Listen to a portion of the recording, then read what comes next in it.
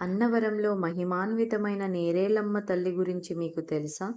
అన్నవరంలోని బ్రాహ్మణుడికి, గొరస జమీందారుకు ఒకేసారి దేవుడు కలలో కనిపించి, "నా పేరు సత్యనారాయణ స్వామి. నేను అన్నవరం అనే గ్రామంలో రత్నగిరి కొండ మీద ఉన్నాను.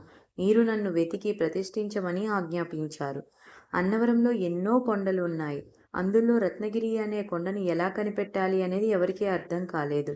పూర్వం కొమరగిరి అనే ఊరిలో నేరేలమ్మ అమ్మవారు ఉండేవారు.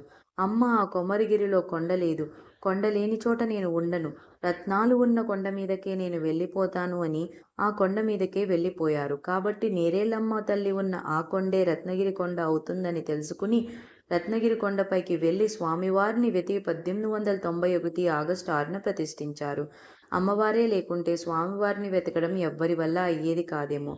నేరేలమ్మ టెంపుల్ ఎక్కడ ఉంది మరియు పూర్తి అన్నవరం డీటెయిల్స్ కోసం కింద లింక్లో ఉన్న వీడియో చూడండి.